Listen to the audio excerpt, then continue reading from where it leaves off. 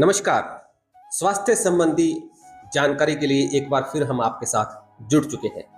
युवा आवाज हमेशा से उन हस्तियों से आपकी मुलाकात करवाता है जो आपके जीवन में स्वस्थ एक शरीर कैसे प्राप्त किया जाए उसके बारे में जानकारी देते हैं।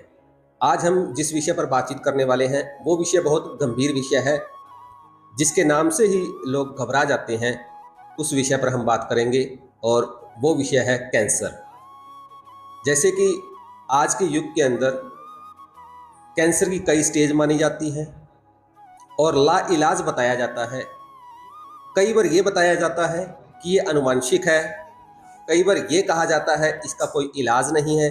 इन सभी तथ्यों पर हमारे साथ बात करने के लिए मशहूर कैंसर विशेषज्ञ डॉक्टर विपुल जी मौजूद हैं। बहुत बहुत स्वागत सर आपका।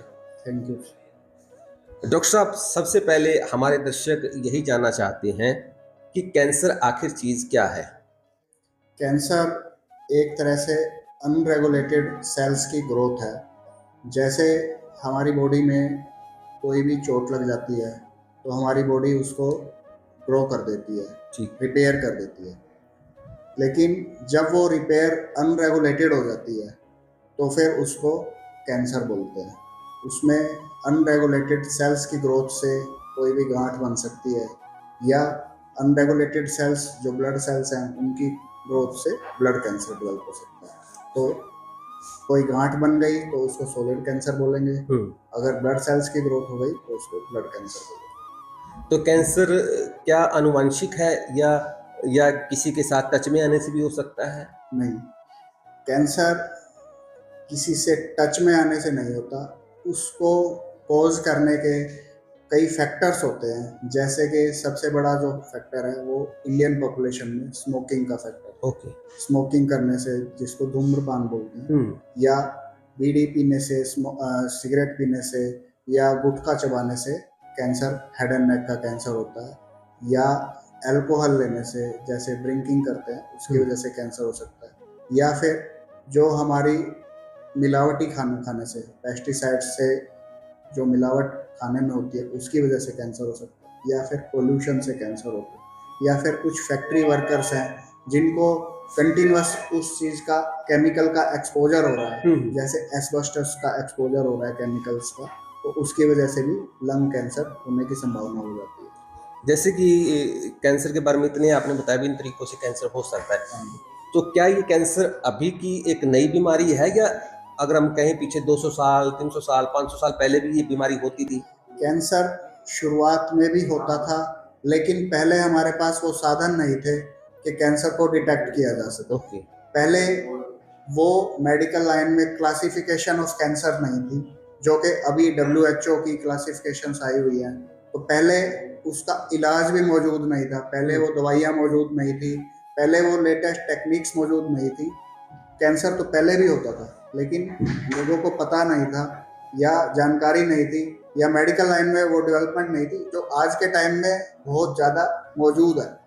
आज उसके बारे में हम पता भी कर सकते हैं, उसकी क्या स्टेजिंग है ये पता करके उसका बेहतर से बेहतर इलाज भी कर सकते हैं। एक चीज़ मैं यहाँ और समझना चाहूँगा डॉक्टर साहब, जैसे कि अगर किसी को बुखार है तो हम उसको टच करके या उसकी नब्ज देख के हम पता लगा लेते हैं इसको बुखार। तो कैंसर की भी क्या ऐसे एक पता लग सकता है भी इस इंसान को कैंसर है, ऐसे विजिबल कोई ऐसे सिम्टम्स होते हैं? कैंसर के कुछ सिम्टम्स होते हैं जिनको देख के हम ये अनुमान लगा सकते हैं कि इनको कैंसर से संबंधित जांचें करवा लेनी चाहिए, ताकि हमें पता चल सके कि कैंसर तो नहीं हो गया। जैसे किसी को खाना खाते हुए दर्द महसूस हो रहा है, अच्छा, या किसी शरीर के किसी हिस्से में गांठ हो गई है, जैसे ब्रेस्ट में गांठ हो गई, या बॉडी के किसी और हिस्से में गांठ हो गई है। हालांकि हर गांठ कैंसर नहीं होती है, फिर भी गांठ को देखने से जो उसका स्पेशलिस्ट है वो उसको बता सकता है कि ये कैंसर की गांठ है। ज़्यादातर जो कैंसर की गांठें होती हैं उनकी एक पहचान ये होती है कि वो तेज़ी से बढ़ती है और ज़्यादातर वो पेनफुल होती है, लेकिन कुछ गांठें जो कैंसर की हैं वो पेनलेस भी हो सकती है। अच्छा, ठीक है। जैसे अगर ब्रेन का ट्यूमर है, उसमें हमें सिम्टम्स आएंगे कि किसी को चक्कर आ रहा है, या दौरा आ गया है, या मेमोरी लॉस हो गया है, या बिहेवियरल चेंजेस हैं, तो वो ब्रेन के कैंसर हो सकते हैं। खाने की नलकी का, जैसे मैंने बताया था, खाना खाने में तकलीफ हो रही है तो खाने की नलकी का कैंसर हो सकता है। अगर आवाज़ में चेंज आ रहा है तो वो वॉइस बॉक्स का कैंसर हो सकता है।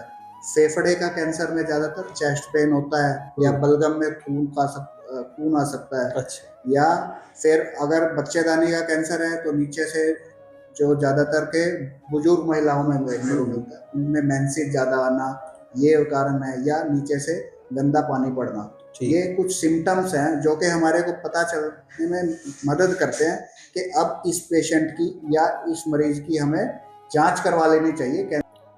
कैंसर की कई बार बात करते हैं ना, तो कहते हैं ये पहली स्टेज है, ये सेकंड स्टेज है, थर्ड है, ये फाइनल स्टेज है। एक्चुअल में कितनी स्टेजेस होती हैं और इसका मतलब क्या होता है?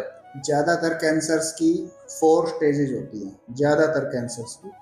तो स्टेज 1 हर एक सिस्टम का, जैसे हेड एंड नेक कैंसर है, ब्रेस्ट कैंसर है, हर एक सिस्टम का साइज के हिसाब से या उसमें कौन से स्ट्रक्चर्स को इन्वॉल्व किया है उसके हिसाब से हम स्टेजिंग करते हैं। ज़्यादातर जो है यूजुअली कहते हैं 2 सेंटीमीटर से कम का कैंसर है तो वो स्टेज 1 हो जाता है। ओके। 2 से 4 सेंटीमीटर का है या 5 सेंटीमीटर का है वो स्टेज 2 में आता है। 5 से 7 सेंटीमीटर का वो स्टेज 3 में आता है। तो उससे बड़ा है या शरीर के किसी दूसरे हिस्से में चला गया है तो लास्ट स्टेज या स्टेज 4 होता है। तो लेकिन आजकल ऐसे ट्रीटमेंट मौजूद हैं जो स्टेज 4 कैंसर है उसमें भी ट्रीटमेंट करके पेशेंट को ठीक किया जा सकता है। जो आपने स्टेजेस बताई हैं, इसमें से कौन सी स्टेज है जिनमें केवल दवाइयाँ खाकर या मेडिसिन से ही रिकवरी संभव हो सकती है? हर एक कैंसर का जो ट्रीटमेंट है वो कौन से सिस्टम का कैंसर है उस पर डिपेंड करता है। ये नहीं कहा जा सकता कि इस स्टेज में दवाइयों से ठीक हो जाएगा या इस स्टेज से आपका ऑपरेशन करवाना पड़ेगा।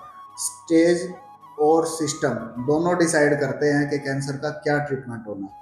जैसे हेड एंड नेक कैंसर है, अगर बेस ऑफ टंग का कैंसर है, वो स्टेज 1 का कैंसर है या 2 का कैंसर है, उसको हम सर्जरी से भी ठीक कर सकते हैं। ठीक। स्टेज 3-4 के कैंसर जो होते हैं ज़्यादातर वो रेडिएशन और कीमोथेरेपी से ठीक होते हैं। ऐसे ही ब्रेस्ट कैंसर है या सर्विक्स का कैंसर है जो कि मेटास्टेसाइज कर गया है, स्टेज 4 बन गए हैं। ज़्यादातर जो कैंसर जो मेटास्टेटिक कैंसर होते हैं उनमें फिर कीमोथेरेपी, टारगेटेड थेरेपी या इम्यूनोथेरेपी की जरूरत पड़ती है। जब आपने इन स्टेजेस का जिक्र किया, तो इस स्टेजेस में जैसे आपने रेडिएशन और कीमियोथेरेपी और इसका जिक्र किया इलाज के लिए, ये क्या टेक्निक्स होती है? क्या इससे मतलब शरीर के अन्य पार्ट्स पे, क्योंकि देखिए रेडिएशन अगर किसी पे पड़ रही है तो क्या पूरे शरीर को इफेक्ट करती है, केवल उस पर्टिकुलर डिजीज को इफेक्ट करती है? रेडिएशन एक तरह से कैंसर का लोकलाइज्ड ट्रीटमेंट है। जहाँ भी आपका कैंसर की गांठ है या कैंसर है आपका, वहाँ रेडिएशन लोकली एक्ट करती है। रेडिएशन हाई एनर्जी एक्सरेज होते हैं जो वहाँ लोकली जाकर कैंसर सेल्स को किल करते हैं। जैसे कीमोथेरेपी की आपने बात की है, कीमोथेरेपी एक तरह से एक सिस्टेमिक थेरेपी है। वो आपकी बॉडी में आईवी आईवी यानी इंट्रावेनस भी दे सकते हैं या ओरल भी दे सकते हैं। कुछ कीमोथेरेपी ओरल भी आती है, तो वो बॉडी के अंदर जाके जहाँ कैंसर सेल्स हैं उनको सिस्टेमिकली वहाँ एक्ट करती है। सामान्यतः हमने देखा है जब कोई कैंसर का इलाज करवा रहा हो ना, तो उसके शरीर के बाल जो हैं या सिर के बाल, वो मतलब झड़ जाते हैं या उनको रिमूव करना पड़ता है? कीमोथेरेपी का, कुछ कीमोथेरेपी की जो दवाइयाँ होती हैं उनका एक साइड इफेक्ट हेयर लॉस या एलोपीशिया होता है। अच्छा। लेकिन सभी कीमोथेरेपी की दवाइयों से एलोपीशिया नहीं होता। कुछ दवाइयों का साइड इफेक्ट हेयर लॉस होता है, वो बाद में जब आपकी दवाई बंद हो जाती है तो हेयर आपके वापस आ जाते हैं। ये कुछ समय के लिए होता है या परमानेंट कुछ समय के लिए, कुछ समय के लिए आपका हेयर लॉस होता है, उसके बाद वो आपके पास वापस आ जाता है। वापिस आ जाते हैं? हाँ जी। तो अब एक टेस्ट के बारे में अगर हम जानना चाहें, तो किस प्रकार के टेस्ट करवाने पड़ते हैं? उनकी क्या कह सकते हैं कॉस्ट होती है? कुछ क्या आइडिया होता है? क्योंकि एक नाम ही बहुत बड़ा हो गया, कैंसर के नाम से ही लोग डर जाते हैं। हाँ जी, ये बिल्कुल डरने की ज़रूरत नहीं है।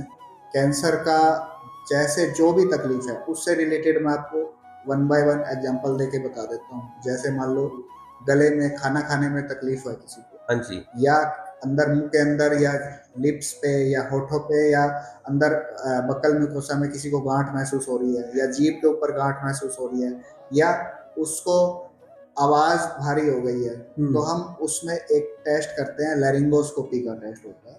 जिससे हम दूरबीन से अंदर देखते हैं कि ठीक। कोई गांठ तो नहीं महसूस हो रही या कोई इरेगुलर सरफेस तो नहीं है। ज़्यादातर जो हमारी बॉडी के जो सरफेस है, म्यूकोसा है, वो रेगुलर है। अगर कोई इरेगुलर सरफेस है या कोई गांठ महसूस हो रही है तो वहां से हम एक टेस्ट करते हैं जिसको बायोप्सी बोलते हैं। बायोप्सी को बोलते हैं टुकड़े की जांच। टुकड़े की जांच करने से हमें वो पता चलता है कि कौन से टाइप का कैंसर है और ये कैंसर कौन सा टाइप का डिफरेंशिएशन है, माइल्ड डिफरेंशिएशन है, मॉडरेट डिफरेंशिएशन है या पुअरली डिफरेंशिएशन है। तो इसमें हमें ये पता चलता है कि इसमें कैंसर कंफर्म हो गया है और हमें इसका क्या ट्रीटमेंट करना चाहिए। तो ये स्टेजेस का भी उसी वक्त ही पता लग जाता है? स्टेजिंग के लिए हमें टेस्ट करने होते हैं। आज पहले जो आप बता रहे थे, पहले ज़माने में नहीं होते थे, पहले पेट स्कैन नहीं होता था।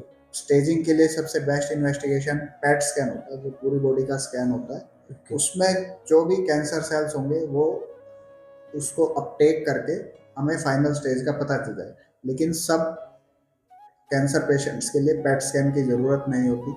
हमें कुछ कैंसर्स में, जैसे बच्चेदानी का कैंसर है, हमें एमआरआई करने से पता चल जाता है या सीटी स्कैन करने से। जैसे लीवर का कैंसर है, पैनक्रियाज का कैंसर है, उसमें हम सीटी स्कैन करने से भी स्टेजिंग कर सकते हैं पेशेंट्स। अभी अगर हम बात करें तो महिलाओं के अंदर जो सबसे ज़्यादा ब्रेस्ट कैंसर बहुत सुना हुआ है, हर कोई कहता है भी ब्रेस्ट की बहुत ज़्यादा ये मतलब आपने एक जिक्र ये भी किया था भी कुछ गांठें जो होती हैं वो जानलेवा नहीं होती और कुछ गांठें जानलेवा होती हैं। तो एक्चुअली में जो एक लेडीज है वो किस प्रकार से या उसके सिम्टम्स क्या होते हैं, वजह क्या होती है भी वो गांठें बन जाती हैं और कौन सी गांठ जो है वो उनकी जान ले सकती है, किस गांठ को इग्नोर किया जा सकता है? जैसे एग्जाम्पल के तौर पे ब्रेस्ट के लंप को ही ले लेते हैं। लंप बोला है मैंने, गांठ ना कि कैंसर। हाँ जी। हमें जो भी फीमेल है जो अपनी 30s में आ गई हैं, 25 ईयर से ऊपर है, वो उनको सेल्फ ब्रेस्ट एग्जामिनेशन करना चाहिए। ओके। वो शीशे के सामने, मिरर के सामने खड़े होके अपनी जांच कर सकते हैं कि कोई उनको गांठ तो महसूस नहीं हो रही या फिर कोई निप्पल में डिस्चार्ज तो नहीं हो रहा। ओके। या फिर उनकी जो ब्रेस्ट का साइज है वो तो चेंज नहीं हो रहा या उसकी शेप तो चेंज नहीं हो रही। ओके। अगर उन्हें कोई भी उसमें गांठ महसूस हो रही है या निप्पल में ब्लड आ रहा है या मिल्क डिस्चार्ज हो रहा है एक्स्ट्रा, या उसका ब्रेस्ट का साइज चेंज हो रहा है, या फिर ब्रेस्ट की जो गांठ है वो बगल में भी जाती है जिसको एक्जिला बोलते हैं। ठीक। अगर एक्जिला में गांठ गई हुई है तो उन्हें एक कैंसर स्पेशलिस्ट के पास जाके उसकी जांच करवानी चाहिए। पहले अल्ट्रासाउंड करवा के या मैमोग्राफी करवा के देखना चाहिए कि वो जो गांठ है वो कैंसर की है कि नहीं है। उसी में हमें पता चल जाता है। ज़्यादातर जो गांठें हैं वो कैंसर की नहीं भी होती, वो अपने आप रिजोल्व हो जाती है। लेकिन कुछ गांठें जो हैं वो कैंसर की होती हैं, उनमें हमें बिल्कुल लापरवाही नहीं करनी है ताकि हमें अर्ली स्टेज में वो पता चल जाए। जिक्र किया ब्रेस्ट फीडिंग का, कई बार जिक्र होता है भी, कई आज की जो कह सकते हैं युवा, आज की जो माताएं हैं वो ब्रेस्ट फीडिंग को ज़्यादा प्रेफरेंस नहीं देती भाई, उनको अभी जो हमारा शरीर है वो बेडॉल हो जाएगा। तो उस वजह से जो है ब्रेस्ट फीडिंग कितना महत्वपूर्ण रोल अदा करता है कैंसर से बचाव में? ब्रेस्ट फीडिंग बहुत ही ज़्यादा इम्पोर्टेंट है। ये दोनों के लिए इम्पोर्टेंट है, मदर के लिए भी और चाइल्ड के लिए। चाइल्ड के लिए तो इम्यूनिटी देता ही देता है ये। ब्रेस्ट फीडिंग करने से मदर को ब्रेस्ट कैंसर से बचाव के बहुत ज़्यादा चांसेस होते हैं। ज़्यादातर जो मदर्स ब्रेस्ट फीडिंग नहीं करवाती उनमें ब्रेस्ट कैंसर की संभावना ज़्यादा हो जाती है। ज़्यादा हो जाती है। अच्छा, और अभी फिलहाल जो आपने जो जिक्र कर रहे थे कैंसर की सभी स्टेजेस का हमने जिक्र किया, कोई ऐसी बात जो आप बताना चाहें हमारे दर्शकों को, स्पेशली कोई कैंसर के बारे में, इस टॉपिक के बारे में? एक स्पेशल बात ये है कि हमारी जो पॉपुलेशन है उसमें कैंसर को लेके ये मिथ है कि कैंसर अगर हो गया तो उसका सबसे पहले तो ट्रीटमेंट नहीं हो सकता। ओके। दूसरी बात ये है मिथ कि कैंसर अगर हो गया तो उसकी जांच बायोप्सी नहीं करवानी। ओके। तीसरी बात ये है कि कैंसर की सोचते हैं कि कैंसर अगर हो गया तो उसकी कॉस्ट बहुत ज़्यादा होगी ट्रीटमेंट। बिल्कुल। तो ये तीन के बारे में मैं बात करूंगा। सबसे पहले तो कैंसर का ऑल स्टेजेस में ट्रीटमेंट जो है वो मौजूद है और वो हम कर सकते हैं। ज़्यादातर जो फर्स्ट, सेकंड और थर्ड स्टेज के पेशेंट हैं वो तो लगभग सभी ही ठीक हो जाते हैं। जो 4th स्टेज के पेशेंट हैं उनमें भी 50 to 60% चांसेज होते हैं कि वो ठीक हो जाए। और अच्छा अगर रिस्पॉन्स आता है तो हमने 4th स्टेज के पेशेंट भी काफ़ी ठीक किए हैं। दूसरी बात ये कि बायोप्सी लेने से पेशेंट को, कुछ पेशेंट्स को लगता है कि अगर हम टुकड़े की जांच लेंगे तो ये फैल जाएगा। ऐसा बिल्कुल नहीं होता। बायोप्सी लेना बहुत ही ज़्यादा ज़रूरी है, क्योंकि कुछ कैंसर्स ऐसे हैं जिनका डायग्नोसिस, जैसे लंग कैंसर है, लंग कैंसर के टाइप ही अलग अलग होते हैं, small cell carcinoma, non small cell carcinoma, adenocarcinoma. तो कौन से टाइप का कैंसर है वो बायोप्सी से ही पता चलेगा। उसमें कौन सी दवाई काम करनी है, कौन सी कीमोथेरेपी ने काम करना है, कौन से टारगेटेड थेरेपी ने काम करना है, वो बायोप्सी से ही पता चलेगा। ऐसे ही हेड एंड नेक कैंसर है, ब्रेस्ट का ही कैंसर है, मान लो हमने उसकी बायोप्सी करी है लंग की, तो हमें बायोप्सी में ही पता चलेगा कि ये कैंसर है कि नहीं है। अगर अल्ट्रासाउंड में हमें पता चल जाए कि बायोप्सी करनी है तो मान लो उसमें फाइब्रोएडिनोमा आ जाता है जो कि बिनाइन ट्यूमर है, उसमें कुछ करने की जरूरत ही नहीं, उसमें घबराने की बिल्कुल जरूरत नहीं है। तो हमें बायोप्सी करे बिना तो पता ही नहीं चलेगा कि ये कैंसर कंफर्म है कि नहीं। तो इसलिए बायोप्सी से कभी नहीं घबराना, और ना ही बायोप्सी से कोई भी कैंसर फैलता है। तीसरी बात कॉस्ट। तो लोग ये समझते हैं कि कैंसर हो गया है तो इसकी कॉस्ट ही बहुत ज़्यादा है। कुछ जगह ऐसी है जो फॉरेन में है जहाँ कैंसर की कॉस्ट बहुत ज़्यादा आती है, लेकिन हमारे इंडियन सेटअप में हमारे कुछ हॉस्पिटल्स ऐसे हैं जो कि कैंसर का बहुत अच्छा इलाज कर रहे हैं और बहुत ही कम कॉस्ट में हो रहा है। तो पेशेंट को घबराने की बिल्कुल ज़रूरत नहीं है। पेशेंट का इलाज आजकल अफोर्डेबल प्राइसेस में हो जाता है, जिससे वो ठीक हो जाते हैं। हमारे कई पेशेंट्स ऐसे हैं जो कि 8-8, 10-10 सालों से ट्रीटमेंट किया हुआ था, वो बिल्कुल ठीक चल रहे हैं। कई पेशेंट्स ऐसे होते हैं जिनका 20-20, 25-25 साल हो जाते हैं, उनका ट्रीटमेंट हो गया 20 साल पहले, वो बिल्कुल ठीक चल रहे हैं। एक चीज़ ये भी एक मिथ की बात जब कर रहे थे, तो एक ये भी मिथ है, जैसे कहते हैं भी जैसे पता लग जाए मान लो हमें कैंसर है, तो उसमें पॉजिटिविटी जो नेचर है वो कितना के इफेक्ट डालता है, या कई बार जैसे दिल हार जाना, या मतलब एक मन में डर बैठ जाना भी अब तो शायद ही बचा जाए। तो क्या इसका भी इफेक्ट जो है बीमारी को बढ़ने में, जल्दी या तेजी से बढ़ने में हेल्प करता है? ये बिल्कुल सही बात है कि हमें केवल कैंसर के लिए नहीं, हमें लाइफ में कोई भी काम हो उसके लिए पॉजिटिव रहना है। कोई भी पॉजिटिव अगर हम सोचेंगे तो वो पॉजिटिव ही होगा हमारे साथ। अगर हमने कोई गोली लेनी है, बुखार की गोली लेनी है, तो बुखार की गोली अगर हम लेके ये सोचेंगे हाँ मेरा बुखार ठीक हो जाएगा, तो बिल्कुल ठीक हो जाएगा। कई बार ऐसा सोचते हैं कि यार मैं ठीक ही नहीं होऊंगा, मेरा कैंसर ठीक नहीं होएगा, तो नेगेटिव हमने सोचना ही नहीं है। जो हम पॉजिटिव सोचेंगे उसी टाइप से हमारी बॉडी भी रिस्पॉन्स करेगी, और जो हमने ट्रीटमेंट किया या रेडिएशन से किया या कीमोथेरेपी से किया डायरेक्ट, वो उतना ही बॉडी में काम करेगी और वो पॉजिटिव रिस्पॉन्स दिखाएगी। तो दर्शकों, ये थे हमारे साथ डॉक्टर विपुल, जिनके साथ कैंसर के विषय के ऊपर बहुत खुलकर चर्चा हुई, और कई ऐसे मिथ के ऊपर भी उन्होंने अपनी राय दी जो समाज में फैले हुए थे। और अगर आप भी इलाज करवाना चाहते हैं या कैंसर की जांच करवाना चाहते हैं, वो आपका कोई परिचित भी हो सकता है, तो डॉक्टर साहब की सेवाएं जो हैं हिसार के बालसमंद रोड पर स्थित आवर्स हॉस्पिटल में शुरू हो चुकी हैं। नीचे स्क्रीन पर नंबर दे दिया जाएगा, इस नंबर पर आप कॉल करके किसी भी प्रकार की जानकारी ले सकते हैं, अपॉइंटमेंट ले सकते हैं। और खास एक मैं बताना चाहूँगा, शुक्रवार के दिन एक सोशल कॉज के तहत ओपीडी जो है बिल्कुल फ्री रखी गई है। तो अब तो हम लेंगे इजाज़त। आपको ये पॉडकास्ट कैसा लगा हमें ज़रूर बताइएगा। बहुत बहुत धन्यवाद।